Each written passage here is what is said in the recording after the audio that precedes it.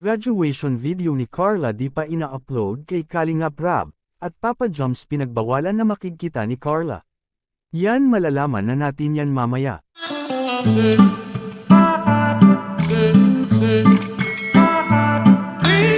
Sa namang mapalang araw sa inyong lahat mga Kalingap, sana po ay lagi kayong nakasuporta sa aking ginagawang reaction video.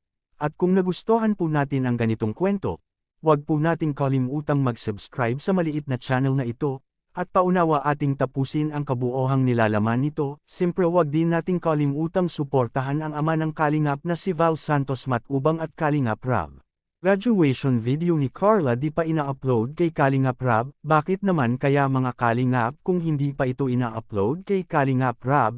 Kaya siguro hindi pa ito ina-upload kay Kalingap Rab dahil alam niyang marami nang nag-aabang nito. Nakuhanan ng reaction video sa graduation ni Carla mga Kalingap kaya pinaliban niya muna ito. At mag-relax muna dahil parang napapagod na din itong si Kalingap Rab. At para din hindi muna makakuha ng reaction ng ibang creator na walang magawa kundi nag-abang lamang sa mga latest video kay Kalingap Rab mga Kalingap. Grabe sobrang mahalaga pala ang graduation ni Carla mga Kalingap. Dahil kahit wala pang upload kay Kalingap Rab, ay na-viral na ito sa ibang mga reaction video mga Kalingap. Kaya ganun na lamang ang pagmamahal nila kay Carla mga Kalingap. Dahil sa kanyang kabaitan at pagmamahal niya sa kanyang mga magulang mga Kalingap. Kaya mas nakilala ng gusto itong si Carla na kahit ibang reactor dyan, lahat ng video nila ay Carla ang pinag-uusapan nito, which is tama naman yun mga Kalingap sapagkat sobrang sikat na ito di lang sa kanilang lugar kundi umabot na ito sa buong mundo na nakapanood sa kanya. Sa kabilang party naman bakit kaya pinagbawalan itong si Papa Joms na makikita kay Carla? Ano kaya ang rason nito mga Kalingap? Kung ating babalikan ang kanilang nakaraan, ay hindi na natin mabilang ang kanilang ginagawang video na nagpakilig sa atin, na umabot pa nga sa pangliligaw nito kay Carla mga Kalingap.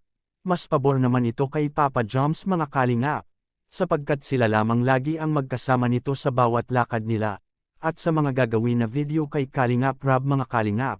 Kung ating iisipin kaya siguro hindi muna pinagkita itong si Papa Joms at Carla, dahil siguro ay busy itong si Carla sa kanyang graduation day mga Kalingap.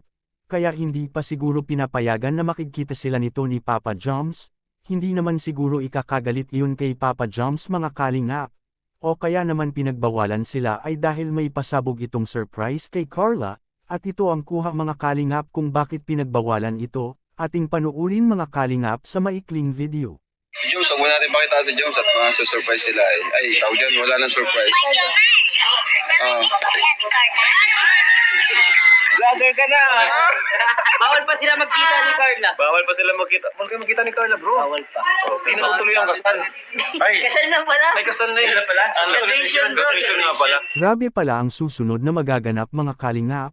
May kasalan na kaya na mangyayari sa Team Kalingap? Please comment and God bless us all.